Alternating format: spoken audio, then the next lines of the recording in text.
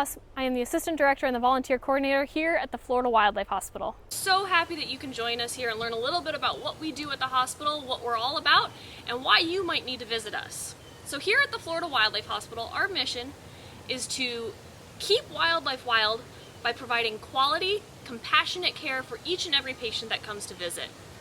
We only treat native Florida wildlife, so that does not include your cat or dog, it doesn't include a peacock, it doesn't include a goat down the street from you, just anything that is native to Florida, such as a bobcat, birds, gopher tortoises, snakes, things like that. The other things that we don't treat here at the hospital is we don't treat alligators, we don't treat marine mammals, so we don't see dolphins or manatees. We also don't treat sea turtles. For them, you need to call Sea Turtle Preservation Society. And we don't do venomous snakes. But we do just about everything else that you could find here in the state of Florida. Here at the hospital, last year alone, we treated over 5,600 patients. It was our busiest year yet. So we're thinking a lot of people were home for COVID and kind of knew about us, so they were finding a lot of animals and bringing them to us. So we really appreciate those that have brought us animals, and if you have not brought us an animal, here are some reasons of why you might bring us an animal. Number one, you find an injured animal. So maybe it was hit by a car, or it was tangled up in some fishing line, or it's just injured and you're not quite sure why. Those are types of reasons why an animal would need to come to us immediately.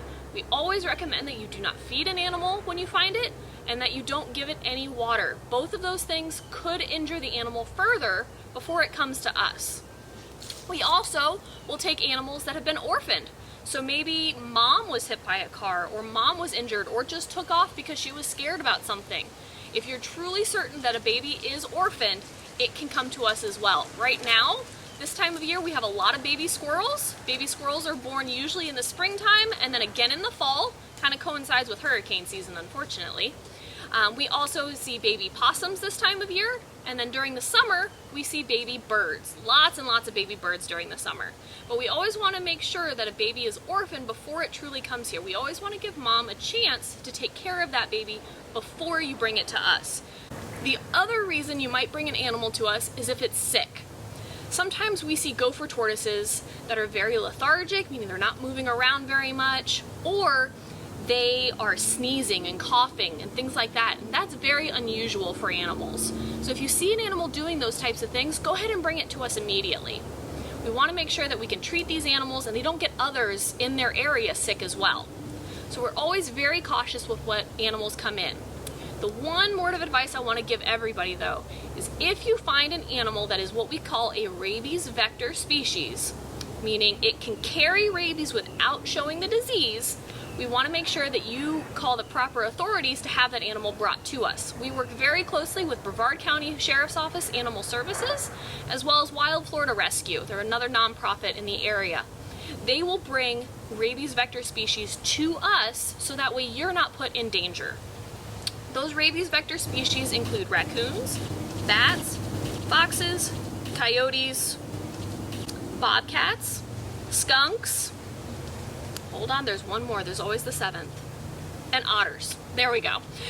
If you find any of those animals, please make sure to give us a call, or so we can give you those numbers to call, or go ahead and give them a call, and they will bring that animal to us.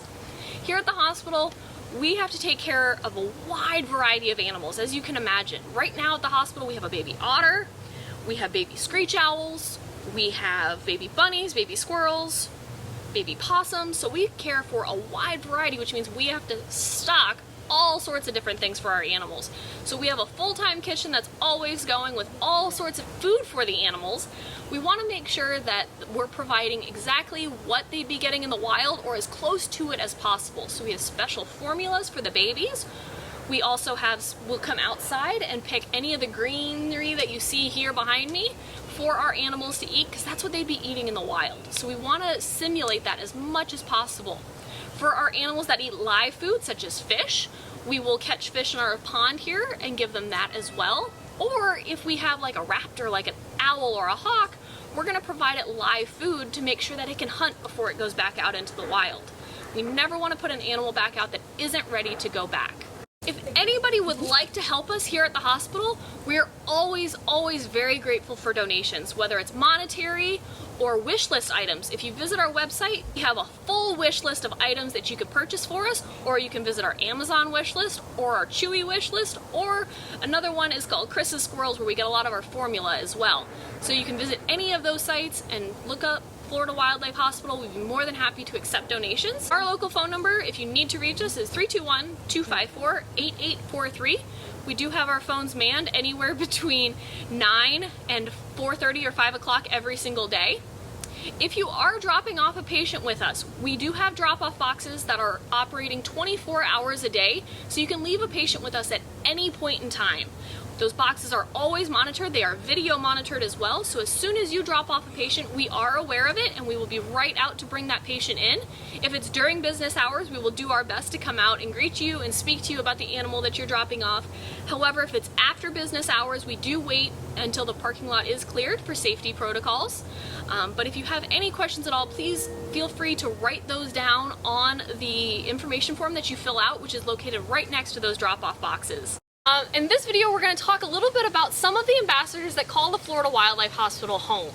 So an ambassador is an animal that we use for outreach programming that comes out and talks to people. Well, they don't talk to people, we talk to people about the importance of wildlife, and these guys really help drive the message home. All of our wildlife ambassadors that we have here at the hospital are permanent residents, meaning they cannot be re-released back into the wild. They all have some type of injury that prohibits them from being released into the wild. We do have special permits for each and every ambassador we have here, so we want to stress the importance of these guys cannot be released into the wild or kept by anybody just for, because you want one as a pet. These guys require strict special care as well as special diets. We want to make sure that the people taking care of them are properly trained as well. So the first one we have here, who's kind of going for a stroll at the moment, is Lieutenant Dan. Now, Lieutenant Dan is a gopher tortoise, and the reason he got his name is because he is actually missing his front right paw, or front right claw, leg, whatever you want to call it. Now, Lieutenant Dan is a gopher tortoise. Gopher tortoises are found here in the state of Florida. They're what we call a keystone species here in the state. A keystone species is a fancy word for an animal that helps give us an idea of how an environment is doing. Now, gopher tortoises have a special skill, which is digging very, very deep burrows. Some burrows might be 9 feet long, while others could be up to 40 feet long. Now, the gopher tortoise burrow not only houses gopher tortoises, but it will also house over 350 different species of animals here in the state. It's incredible. These guys will share burrows with possums. They'll share it with indigo snakes, which are another endangered species here in the state of Florida. They will share it with mice and bugs and all sorts of really, really cool things. So Dan here is what we call the keystone species, but the reason he cannot be released is because of this injury. Because he's missing one leg, he would not be able to dig a proper burrow. The next animal ambassador we have for you guys is our American Kestrel. This is Bella. Bella came to us back in 2011. She is an American Kestrel, which is the smallest type of falcon we have in the state of Florida. So believe it or not, she is considered what we call a bird of prey. She does eat small mice. She will also eat bugs. The cool thing about her, and I'll try and come in really close here, is if you look at her beak, she has a small notch on either side. That actually helps her catch bugs while she's flying. So she has that really cool adaptation as well. Now, American Kestrels are very feisty little animals, but they often get mistaken for songbirds sitting up on a power line. So you've probably actually seen one out in the wild, but just didn't know it. They make a very cool call, kind of like a scream.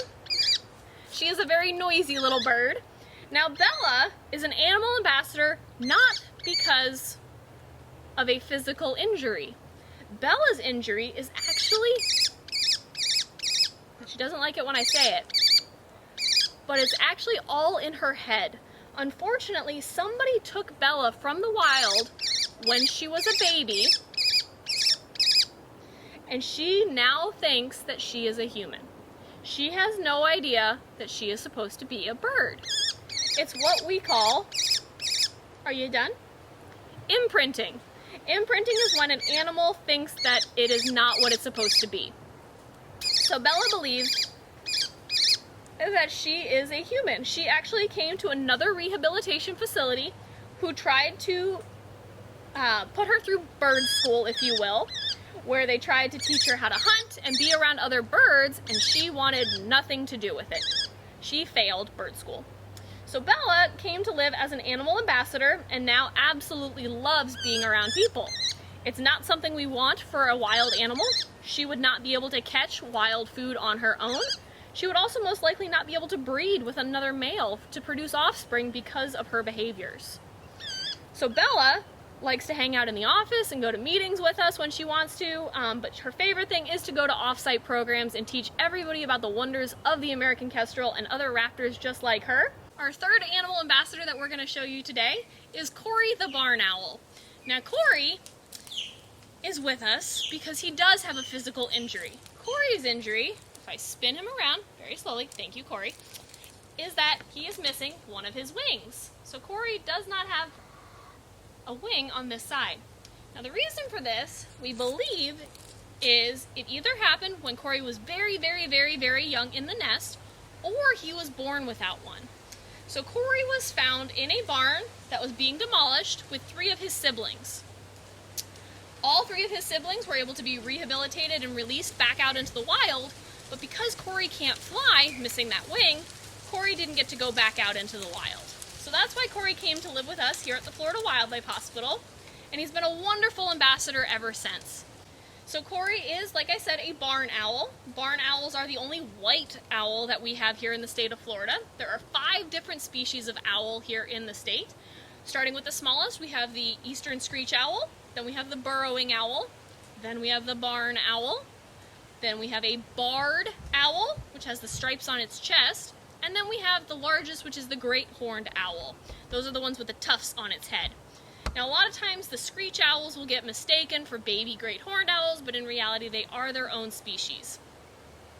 The barn owls are very, very important to have around in that they help control the rodent populations. One family of barn owls can eat over 500 mice in just 1 month. So, we absolutely love the barn owls. Florida Wildlife Hospital also welcomes volunteers ages 16 years of age and older, as well as we provide internships for college-age students that are studying to become either a wildlife rehabilitator, an animal caretaker, or anything in the animal field. So we have information about that on our website as well. Feel free to visit those, and if you have any questions at all, there are email addresses that you can write us at and ask as many questions as you'd like. We'd be more than happy to provide you information.